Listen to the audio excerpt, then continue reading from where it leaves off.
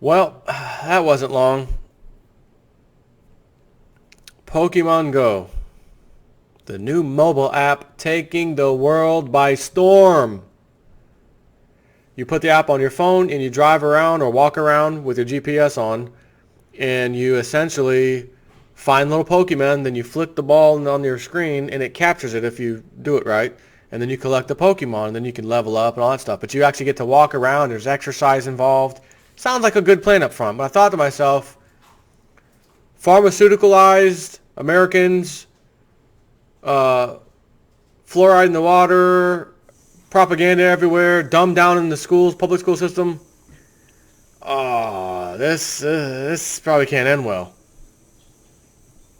Well, about a day after this happened, I guess, or 2 days maybe.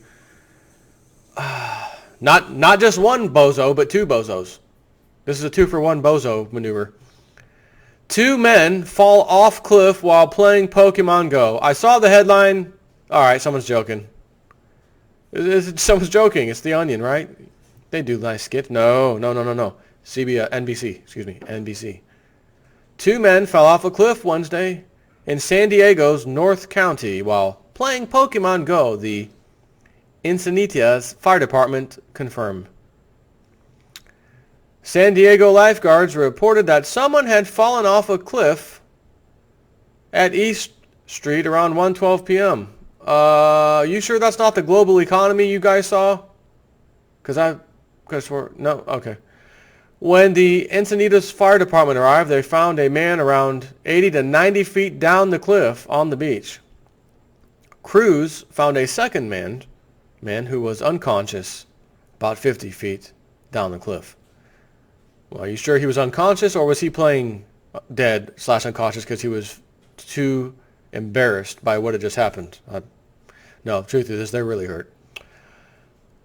A sign posted on the fence warns the public that the bluffs are unstable, but the men had climbed over anyways to find a Pokemon character in the popular video game, according to the San Diego County Sheriff's Department. Pokemon Go opens with a warning to players to be aware of their surroundings, but that hasn't stopped reports of accidents across the country since the augmented reality game's July 6th release. Actually, it was several days. And I'm going to open this story. Pause this video from playing because I want to see that link. Accidents across the country all of a sudden. I want to catch that one. I'll read you that one next. There have been several disturbing stories connected to the popular game. In Wyoming, a woman found a dead body floating in a river. Well, maybe that's helpful.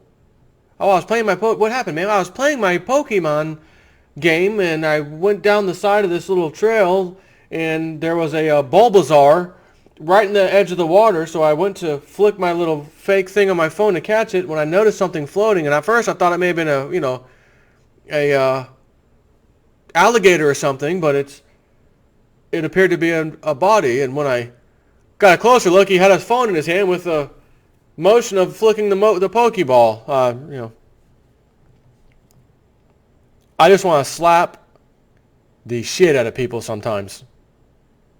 Because here's the thing, the game itself, what's behind it, get the kids outside instead of sitting still, you're moving, you're walking, maybe running, great. But it will also work in your car. Oh, I'm too old for that. I'm going to get in my car and drive around and do it instead of walking. Now I'm a freaking hazard to everyone around me, more so than drunk drivers all of a sudden. Sir, officer, would you pull me over for? I haven't been. You crossed the line 3 times. Thought maybe you were maybe over the limit, but I can already see from the phone app that you have right there, you're playing Pokemon. So, have a nice day. Take care. Just put the phone down while you drive if you don't mind. Okay, thanks. So in Wyoming, a woman found a dead body floating in a river. Then in San Francisco, a brother and sister had their phones stolen while playing the game. Similar crimes have been reported elsewhere. And they have another news story, which I'm not going to press play on. Pokemon Go player finds unconscious drunk driver in car. Which means what? Well, I was out and about, saw another car, thought maybe they were playing the game with me, and I wanted to get Bulbasaur before... actually, it was Pikachu before he did. So I went out there and snatched him up real quick, and noticed he didn't even attempt to try, so it got me looking at him and noticed he was unconscious, so I called the police. That's right, so you're actually... There's good and bad about Pokemon Go. I find dead people, I find unconscious people, and I too become unconscious from not paying attention and falling off a cliff. And I also crash into cars because I'm not paying attention either and I'm playing Pokemon.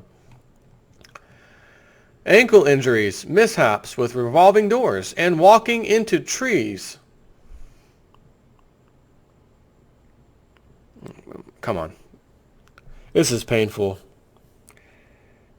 Because I'm reading you a story about other humans. I'm a human. You're a human. I'm not reading you a story about monkeys or some moronic people from some other planet that, are dumbed down more than we are. This is painful. Walking into trees have also been reported. In Long Island, New York, for example, a graduate student injured himself falling off a skateboard, and a Maine woman reported twisting her ankle because she was distracted. And then there are embarrassing incidents like the players in Pennsylvania who found themselves locked in a cemetery after closing. There might be some badass, powerful Pokemon in the cemetery. Marine veterans playing Pokemon Go help catch suspect. Another headline. Of course, some Pokemon trainers have gone above and beyond. Take, for example, the Michigan man who stumbled on an intoxicated woman behind the wheel of her still-moving vehicle. In Fullerton, California, 2 veteran U.S. Marines were playing Pokemon Go and helped nab a man wanted for attempted murder and other crimes, police said. Now I'm feeling better. Now I'm feeling better, humans. If all of this was new to you, read up on what you need to know about Pokemon Go by clicking here. So the other story, which I think was it, what you need to know about Pokemon Go as it sweeps the country. The game has become the most downloaded app in both Apple and Android app stores, surpassing Tinder, Twitter, and Snapchat in downloads and active users. Pokemon have invaded once again, and they're everywhere. Since the Pokemon Go app launched in iOS and Android 6 days ago, people have been catching the creatures anywhere, from the Empire State Building to the bathroom. And the Nintendo franchise, which first garnered massive popularity when it launched in the late 1990s. Hold on. Wait a minute. Late 1990s. I was a kid when the the NES, the Nintendo Entertainment System came out, because my neighbor had Mike Tyson's Punch-Out, and we were all jealous and in awe that he had it. Oh my God, we want to go play it every day. That was not late 1990s. I graduated high school in 96. No. But, continuing on, it's making its comeback. Pokemon first became a cultural phenomenon at the turn of the millennium, producing multiple spin-off games, trading cards, movies, and television show.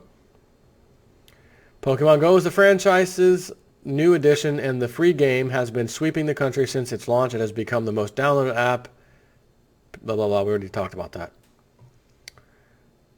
The game has sparked privacy and safety issues.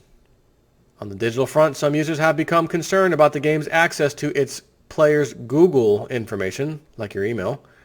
Many Pokemon Go users sign into the game with a Google account, though using Google is not an uncommon login method.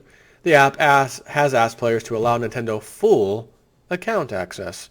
This allows the company access to any user information on Google, including email, documents, photos, and search history.